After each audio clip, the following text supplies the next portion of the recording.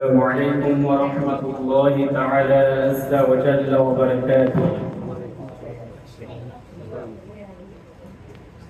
أعوذ بالله من الشيطان الرجيم.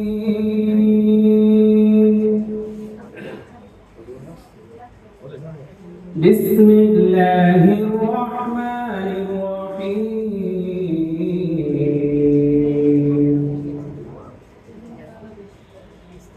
إذا جاء نصر الله والفتح ورأيت الناس يدخلون في دين الله أفواجا فسبح بحمد ربك واستغفره إنه كان توابا. صدق الله المولانا العظيم